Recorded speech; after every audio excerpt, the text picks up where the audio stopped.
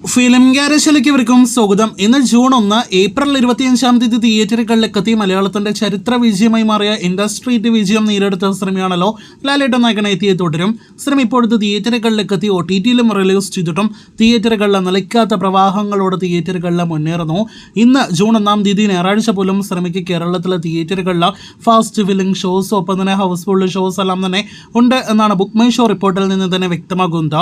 OTT release ചെയ്തിട്ട് ഇന്ന് സിനിമയുടെ 3-ാം ദിവസമാണ്. എന്നിട്ടും ഇന്ന് സിനിമയ്ക്ക് ഫാസ്റ്റ് ഫില്ലിംഗ് ഷോസ് നേടിയെടുക്കാൻ കഴിഞ്ഞിട്ടുണ്ടെങ്കിൽ സിനിമയുടെ ആ ഒരു വിജയം ഏത് ലെവലാണ് എന്ന് ഒരിക്കൽ കൂടി വ്യക്തമാക്കി തരികയാണ്. ഇതിനിടയിൽ സിനിമയുടെ ഇന്നലെ ശനിയാഴ്ച വരെയുള്ള 37 ദിവസത്തെ കേരള കൃത്യമായ കളക്ഷൻ വന്നിരിക്കുന്നു. അതുപ്രകാരം പ്രതീക്ഷിത പോലെ 118 കോടി 45 ലക്ഷത്തിനടുത്ത് രൂപ, 118 കോടി 44 ലക്ഷം രൂപയാണ് ഇന്നലെ വരെ സിനിമ കേരളത്തിൽ നേടിയെടുത്തിരിക്കുന്നത്. ഇന്നത്തോടെ 118 കോടി 50 ലക്ഷം കടക്കുമെന്ന കാര്യത്തിൽ സംശയം വേണ്ട. കാത്തിരിക്കൂ, സിനിമയുടെ ഇന്നത്തെ ഉൾപ്പെടെയുള്ള അടുത്ത മണിക്കൂറുകളിൽ വരാനിരിക്കുന്ന ട്രാക്കിംഗ് കളക്ഷൻ അപ്ഡേറ്റുകൾ കേട്ടാം. കഴിഞ്ഞ ആഴ്ച തിയേറ്ററുകളിലെത്തി ഇന്ത്യൻ സിനിമകളിലെ വലിയ തരംഗമായി മാറിയിരിക്കുന്നത് പുതിയ സിനിമ ഒന്നും തന്നെ അല്ല, മറിച്ചൊരു റീ റിലീസ് സിനിമയാണ്.